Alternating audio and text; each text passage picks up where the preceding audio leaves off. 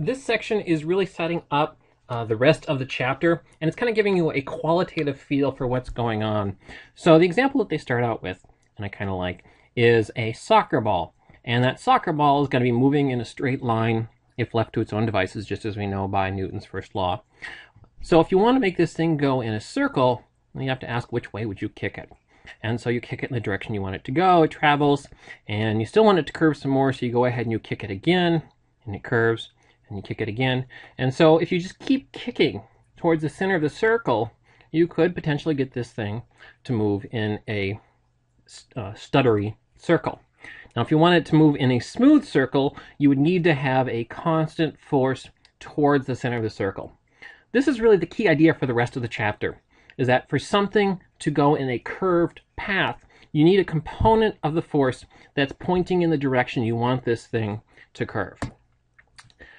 Now, if you put a larger force in that direction, you're going to end up with a smaller circle. If you apply a force that's smaller, then your circle is not going to be quite as small. So let's think of the example of, say, going in a circle around a racetrack, and it's a perfectly circular racetrack. Yes, I know it does not look like a perfect circle, but just bear with me. So as you drive your car around the racetrack, you're going to have to constantly turn the wheel. And if you turn the wheel too hard, what you're essentially doing is applying a force towards another circle that's larger than you need. And so what you will do is travel in a circle that is smaller.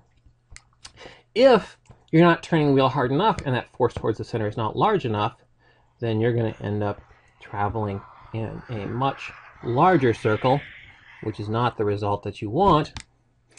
If you actually want to follow the road, you have to exert just the right force at each point to get you to go in a circle.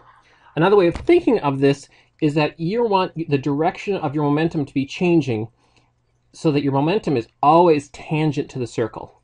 And so getting that rate of change in momentum just right requires just the right force. Now, so what happens if you apply the same force to two different objects with different momentum? How are their paths going to be different? Well, here we have an object with a smaller momentum and an object with a larger momentum.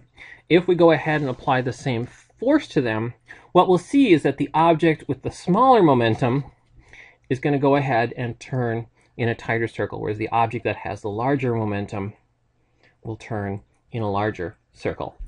Now, it doesn't matter whether this is due to differences in mass or difference in velocity. If we have, say, two objects with the same velocity but different masses, so this one has a small mass, this one has a large mass, then what happens is this force has more of an impact on the ability to change the direction that this object is moving. On the other hand, if these two objects are the same mass but different velocity, what happens is this faster guy is covering more distance in any given chunk of time. And so even though these two forces are influencing these guys in the same way, because this thing's moving faster, it's going to end up in a much larger circle. So keep these ideas in mind when you get to the next section and actually start deriving some of the equations that are dealing with this. One thing we want to kind of point out is that we're going to break our rate of change of momentum up into two components. So if we have an object that has a momentum in this direction, we're interested in two different things here.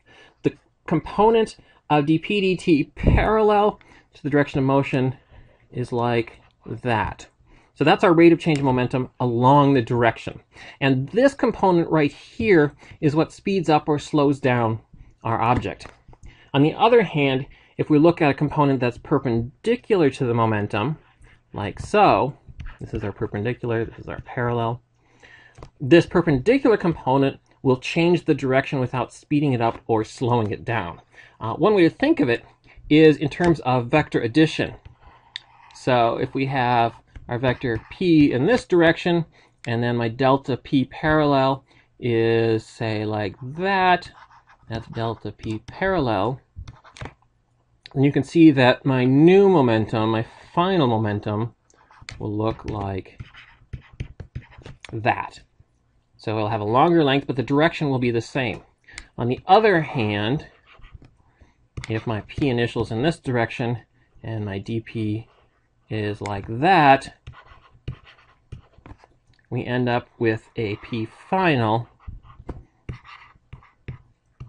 that is in a different direction. Now, you may notice that by the Pythagorean theorem, this vector has to be longer.